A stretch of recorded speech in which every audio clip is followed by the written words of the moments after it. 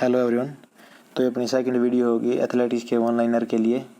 इसमें सभी ऑनलाइनर को डिस्कशन करेंगे, थोड़ा थोड़ा उसके बारे में इम्पोर्टेंट फैक्ट्स होंगे वो डिस्कशन किए जाएंगे। अब तो शुरू करते हैं। चलो, जैसे IAF है जो इंटरनेशनल एमेच्योर एथलेटिक फेडरेशन, जो पहले पूरे वर्ल्ड में एथलेटिक्स के इवेंट्स की निगरानी रखती थी, उनको कार्य कैसे किए जाएँ उनका सारा लेखा जोखा रखती थी। शुरुआत में इसकी जो फाउंडेशन की गई थी वो जुलाई 1912 में की गई थी। तो ये इसकी फुल फॉर्म भी याद रखना आपको, और इसकी फाउंडेशन डेट थी वो भी याद रखना। जो फर्स्ट प्रेसिडेंट थे वो सिगमंड एडस्ट्रॉम्स थे, और इसके हेडक्वार्टर स्टॉकहोम्स में स्वीडन में सबसे पहले इसकी जो स्थापना की गई थी। अब उसका नाम जैसे चेंज हो चुका है, आपको पता होगा सभी को। 2001 से 19 तक था इंटरनेशनल, जो एमेच्योर का था नाम बीच में, उसको एसोसिएशन के नाम से बदल दिया गया था। लेकिन अब जो करंट का क्वेश्चन बन रहा है, जो मेन इंपॉर्टेंट है, वो ये है वर्ल्ड एथलीट्स के नाम से, एथलेटिक्स के नाम से, जो 2019 में चेंज कर दिया गया है। और अब करंट में जो इसका हेडक्वार्टर है, जैसे पहले स्टॉकहोम्स में था, तो अब करंट में इसका मोनाको में इसका हेडक्वार्टर है। और करंट प्रेसिडेंट अब हैं सेबेस्टियन चोई। तो आपको ये दोनों फैक्ट याद रखने हैं। फर्स्ट, इसका फाउंडेशन कब हुई थी, और करंट में हेडक्वार्टर और करंट के प्रेसिडेंट जरूर याद होने चाहिए आपको। और अब ये करंट का क्वेश्चन यही है, जैसे वर्ल्ड एथलेटिक्स अब नाम चेंज हो गया है, अगर वो नाम आपको नहीं दिया गया ये FFI, तो आपको ये वर्ल्ड एथलेटिक्स नाम दिया हुआ मिलेगा, ये ज़रूर ध्यान रखिएगा। तो चलिए अगले स्लाइड पे।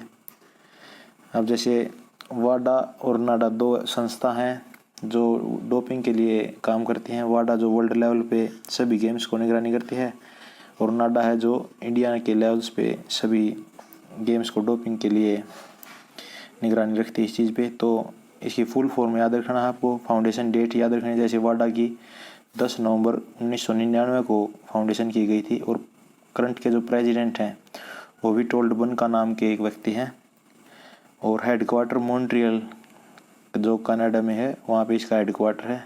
ठीक इसी प्रकार नाडा है, नेशनल एंटी डोपिंग एजेंसी है, जो फाउंडेड की गई थी 24 नवंबर 2005। आपको ईयर ज़रूर याद रखने हैं, बिल्कुल एग्जैक्ट।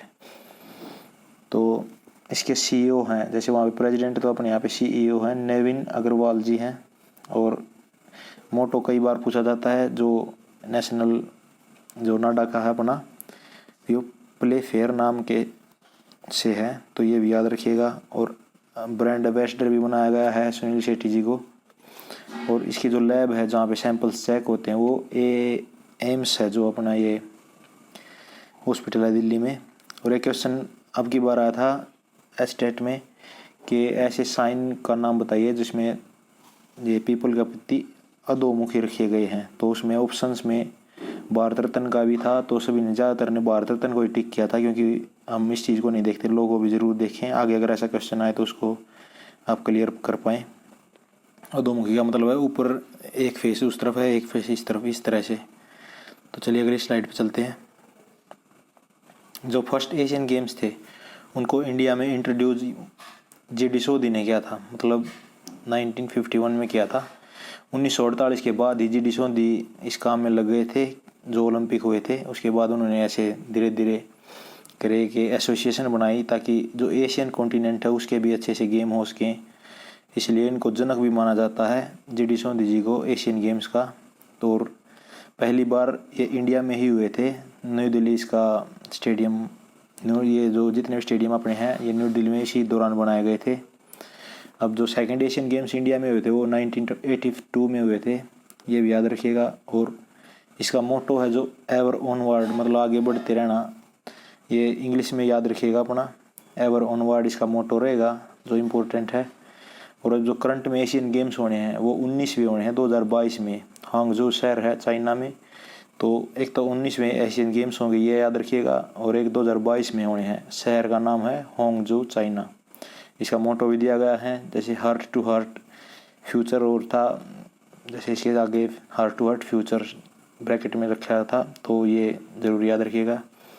और जो first world athletic world championship हुई थी, ये हेलसिंकी एक देश है फिनलैंड, उसकी कंट्री वो कैपिटल है, 1983 में किए गए थे। वर्ल्ड चैम्पियन है ये, world championship, athletic world championship है कभी आप इसको ओलंपिक वगैरह के साथ कंपेयर करें, ठीक है। और अगला पॉइंट है जैसे एथलेटिक्स रन्स एंटी क्लॉकवाइज। जो एथलेटिक ट्रैक होता है उस पर जब एथलीट दौड़ता है तो ये क्वेश्चन आता है कि वो किस दिशा में दौड़ता है, किस तरह दौड़ता है। तो या तो बाएं तरफ लिखा जाएगा या फिर एंटी क्लॉकवाइज। तो ऑप्शन में जो उसी तरह से आप टिक करिएगा। और जो इसका एक मेन पॉइंट है, जैसे जो वेट होता है बैटन का वो 50 ग्राम से कम होता है और उसकी लेंथ होती है 30 सेंटीमीटर तक, 28 to 30 तक होती है, याद रखिएगा इस चीज़ को भी। अब जैसे एशियन गेम्स से ही कुछ फैक्ट हैं, जैसे कमलजीत संधू जी हैं, फर्स्ट इंडियन वुमेन माना जाता है इनको, जिन्होंने गोल्ड दिया था एशियन गेम्स बैंकॉक में हुए थे जो 1917 में। कई बार क्या होता है जिसको पता नहीं होता वो पीटी उषा जी को टिक करता है, तो लेकिन सबसे पहले जो गोल्ड देने वाली वुमेन थी वो कमलजीत संधू थी। और पीटी उषा जी जैसे उन्होंने 1986 में जो सियोल एशियन गेम्स हुए थे उसमें 5 मेडल जीते थे।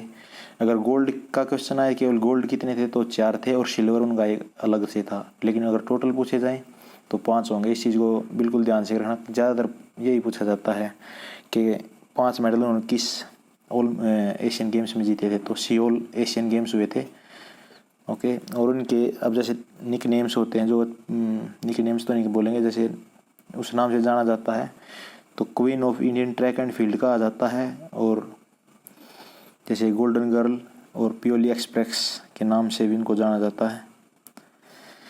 अब जैसे फेमस प्लेयर थे श्री राम सिंह 800 मीटर के, ये किस ओलंपिक में 4th रहे थे। ये क्वेश्चन जैसे अब ओलंपिक गए हैं तो जो मेन एथलेटिक्स के प्लेयर होंगे उनके बारे में भी निगरानी रखी जाएगी कि इन्होंने किस किस ईयर खेला था।